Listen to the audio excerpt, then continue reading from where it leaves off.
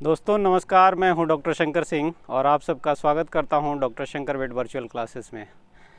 आज हम लोग एक विषय पे चर्चा करने वाले हैं जो खासकर किसान भाइयों के लिए बहुत लाभकारी होगा। और आप वेटनरी सर्विस प्रोवाइडर हैं तो आप किसानों को ये सारा इन्फॉर्मेशन दे करके उनको कई बीमारियों से उनके पशुओं को बचा सकते हैं। तो आज हम लोग चर्चा जो करने वाले हैं वो पेरी पार्चुरिएंट पीरियड में बीमारियां ना हो इसके लिए क्या क्या सावधानियां देनी है। यानी कि जो ट्रांजिशन पीरियड होता है, या आप कहिए पेरी पार्चुरिएंट पीरियड कहिए, या काविंग पीरियड कहिए, या प्रसव काल कहिए, उस समय में तमाम तरह की बीमारियां आती हैं और उनसे कैसे बचा जाए इस वीडियो में हम लोग सीखने वाले हैं। तो आप लोग जानते हैं या हमारे सारे किसान भाई जानते हैं कि ज़्यादातर जो बीमारियां होती हैं वो प्रसव काल के दौरान ही होती हैं। यानी जब प्रसव काल वो होता है अगर प्रसव पीड़ा से पहले और प्रसव पीड़ा के कुछ दिन बाद। अगर सही मायने में ट्रांजिशन पीरियड हम लोग देखें तो गाय और भैंसों के लिए प्रसव से यानी कि बच्चा देने से 21 दिन पहले और 21 दिन बाद के समय काल को ट्रांजिशन पीरियड कहा जाता है या प्रसव काल कहा जाता है। या आप लगभग कहें तो 1 महीना पहले और 1 महीने बाद का जो समय काल है, ब्याने से 1 महीना पहले और 1 महीने बाद का जो समय काल है वो सबसे क्रूशियल होता है किसी भी दुधारू पशु के जीवन काल का, क्योंकि इस समय में सबसे ज़्यादा शरीर में बदलाव होता है। और जब भी कोई बदलाव होता है उस समय शरीर स्ट्रेस में रहता है, उसकी रोगों से लड़ने की क्षमता कम होती है, इसलिए उसमें बीमारियां होने की संभावना बहुत ज़्यादा हो जाती हैं। तो इस प्रसव काल का मैनेजमेंट अगर आपने सही से कर लिया तो कई बीमारियों से आप पशु को निजात दिला सकते हैं। तो जो एडवांस स्टेज ऑफ प्रेगनेंसी है, आप लोग जानते हैं कि हम अगर कोई भी काम हो, चाहे जेर निकलना हो, बच्चा देना हो, दूध देना हो, चारा खाना हो, गोबर करना हो, हर काम के लिए एक चीज़, एक मिनरल, मैक्रो मिनरल है जिसका आवश्यकता पड़ती है पशुओं को, वो है कैल्शियम। तो कैल्शियम का इस्तेमाल कब करना है, कब नहीं करना है, ये अगर सही तरीके से, साइंटिफिक तरीके से आप जान लेंगे तो आपका डेयरी फार्म, डेयरी सेक्टर हमेशा बीमारियों से, कई बीमारियों से बच सकता है। देखिए, जो कैल्शियम है ये कई कार्यों में उपयोग होता है, जैसा मैं बता रहा था। तो क्या हमें आखिरी समय में जब प्रसव का 1 महीना रह जाता है तो कैल्शियम पिलाना चाहिए या नहीं पिलाना चाहिए? अगर पिलाना चाहिए तो उसके क्या नुकसान या फ़ायदे हैं? अगर नहीं पिलाना चाहिए तो क्यों नहीं पिलाना चाहिए, ये आपको जानना होगा। तो मैं सबसे पहले बता दूं कि आखिरी समय में आपको कैल्शियम बिल्कुल नहीं पिलाना है। इवन हम लोग कहते हैं कि अगर 1 महीना प्रसव का रह गया है, तो काविंग का 1 महीना रह गया है, तो उस जानवर में जितना कम हो सके उतना कैल्शियम कम दें। वो चारे भी कम दिए जाते हैं, कहा जाता है उन चारों को दीजिए जिसमें कैल्शियम कम रहता है। जैसे कुछ चारे जैसे अल्फा होते हैं, उनको हम लोग कहते हैं कि न खिलाएं क्योंकि उसमें कैल्शियम बहुत ज़्यादा होता है। तो आखिरी समय में अगर आप कैल्शियम ज़्यादा दे रहे हैं तो कैल्शियम की कमी हो जानी है। लोगों को ऐसा लगता है कि कैल्शियम खिलाएंगे तो कैल्शियम की कमी कैसे हो जाती है। इस चीज़ को मैं आपको समझाना चाहूँगा कि देखिए, जो कैल्शियम है इसको 3 तरह से शरीर के अंदर आना है। जो सप्लायर है, यानी कि जो अवेलेबल कैल्शियम है, जो जानवर को हर कार्य के लिए उपयोग में आता है, वो ब्लड का कैल्शियम है। यानी जो ब्लड में कैल्शियम रहता है वो कैल्शियम दूध बनाने के लिए, मसल को कंट्रैक्ट करने के लिए, मुंह चलाने के लिए, अभी मैं बात कर रहा हूँ, यहाँ हाथ चला रहा हूँ, हर कार्य के लिए जहाँ भी कैल्शियम यूज हो रहा है वो खून में रहने वाला कैल्शियम का ही उपयोग होता है। और उसमें भी अगर आप देखेंगे तो 50% खून का कैल्शियम उपयोग के लायक होता है और 50% उपयोग के लायक नहीं होता है। 2 तरह का कैल्शियम खून में भी रहता है, एक रहता है आयोनाइज्ड कैल्शियम, दूसरा होता है अनआयोनाइज्ड कैल्शियम। तो जो आयोनाइज्ड कैल्शियम है यानी 50% लगभग, वही सिर्फ यूटिलाइजेबल होता है। उसका इस्तेमाल पशु या जानवर जो भी है वो अपने काम के लिए कर सकता है, शरीर की क्रियाओं को चलाने के लिए करता है। तो मैं बता रहा था कि अगर आप आखिरी समय में कैल्शियम खिलाएंगे तो कैल्शियम का एब्जॉर्प्शन होगा और ब्लड में कैल्शियम का लेवल हाई रहेगा। तो कैल्शियम एक तो आपको खाने से आना है, दूसरा जो कैल्शियम का सोर्स है, मेजर सप्लाई जो कहते हैं, वो जानवर की हड्डियां होती हैं। मतलब कि हड्डियों में कैल्शियम रहता है, वहाँ से निकल के कैल्शियम को ब्लड में आना होता है, तब कैल्शियम का भरपाई हो सकता है। या कैल्शियम का जो एक्सक्रीशन है किडनी से होता है, उसके यूरिन में होता है, उसको रोक दिया जाए तो कैल्शियम शरीर के अंदर बना रहता है। तो मैं बता दूं आपको कि अगर आप कैल्शियम खिलाएंगे तो ब्लड का, जैसे मैं बता रहा था कि आखिरी महीना है, बच्चा देने वाली है गाय, उस समय अगर आप कैल्शियम खिलाएंगे तो उसके ब्लड का कैल्शियम का जो लेवल रहेगा वो हाई रहेगा। और ये कैल्शियम हाई जब तक रहता है तब तक हड्डियों से कैल्शियम निकलना शुरू नहीं होता है। ऐसा क्यों होता है, सिंपल सा मैं आपको समझा दूं कि जब कैल्शियम लेवल हाई रहता है तो एक मैसेज आता है। एक्चुअली हड्डियों से कैल्शियम निकलने के लिए एक हार्मोन की आवश्यकता होती है जिसे पैराथायरॉयड हार्मोन कहते हैं, और वो हमारे गले में एक पैराथायरॉयड ग्लैंड रहता है, उससे निकलता है। तो उस हार्मोन को निकलने के लिए पशु को मैसेज देना पड़ता है उस ग्लैंड को कि हमारे पास कैल्शियम की कमी है। तो अगर आप आखिरी समय में कैल्शियम खिला रहे हैं तो उस समय ब्लड में जो कैल्शियम होगा वो हाई रहेगा। अगर हाई कैल्शियम है तो वो मैसेज पैराथायरॉयड ग्लैंड को नहीं जाता है और पैराथायरॉयड हार्मोन जो है वो एक्टिवेट नहीं होता है। तो अगर पैराथायरॉयड हार्मोन एक्टिवेट नहीं होगा तो हड्डियों से कैल्शियम निकल के तेज़ी से खून में नहीं आएगा। आप कह रहे हैं कि जब मैं खिला के उसको पूरा कर दूंगा, तो सिंपली मैं आपको बता दूं क्यों हड्डियों से निकलना आवश्यक है। आप कितना भी कैल्शियम खिलाएंगे, जो कैल्शियम की आवश्यकता है प्रसव के बाद, वो पूरा कभी नहीं किया जा सकता है। सिंपल सा एक मैं डाटा बताऊं आपको कि जब 1 लीटर खीस बनता है, कोई गाय अगर मान लीजिए कि 1 लीटर खीस देती है तो उससे 2.3 ग्राम कैल्शियम निकलता है। यानी कि 24 घंटे में 1 लीटर खींच देगी तो 2.3 ग्राम कैल्शियम निकलेगा। और अगर 10 लीटर देती है तो लगभग 23 ग्राम कैल्शियम उसके शरीर से निकल के खीज में जाना है। ब्लड का जो लेवल कैल्शियम का है वो मैक्सिमम अगर रेंज कहिए तो 8.5 से लेकर के 10 मिलीग्राम पर DL होता है। कहने का मतलब 10 mg पर 100 ml में है। 1 लीटर में 100 mg है और 10 लीटर में 1 ग्राम कैल्शियम रहता है। और अगर 40 से 60 लीटर किसी जानवर के बीच में खून मान लीजिए तो कुल कैल्शियम जो शरीर के अंदर है वो 4 से 6 ग्राम खून में रहता है। मैं बता रहा था कि इस 4 से 6 ग्राम में से भी 50% ही यूज होने के लायक होता है।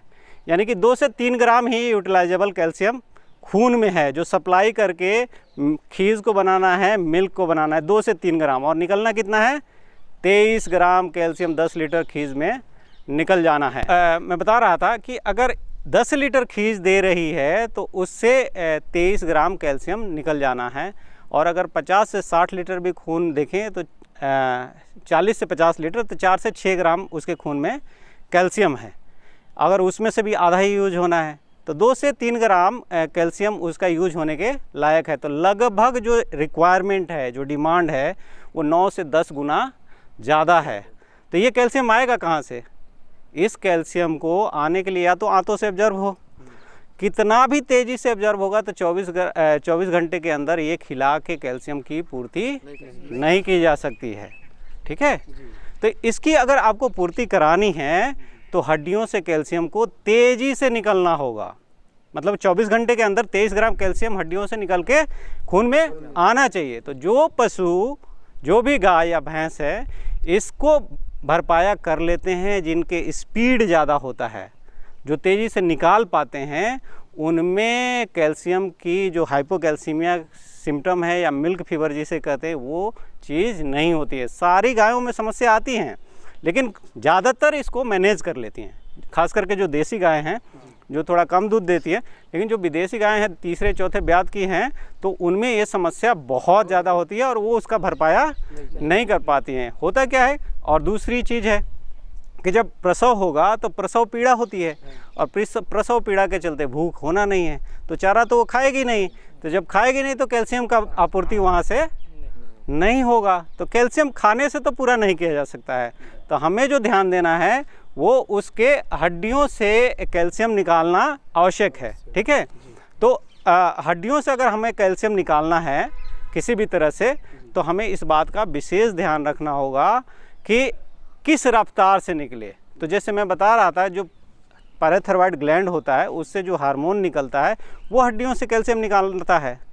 तो अगर वो एक्टिव ही नहीं रहेगा, अगर आखिरी समय में आप कैल्शियम खिला रहे हैं तो वो ठंडा पड़ा रहेगा, एक्टिवेट नहीं होगा। तो जब एक्टिवेट नहीं होगा तो वो हड्डियों पे काम नहीं करेगा, और हड्डियों पे काम नहीं करेगा तो कैल्शियम तेज़ी से वहाँ से मैसेज ही नहीं जाएगा कि तुम्हें कैल्शियम निकालना है।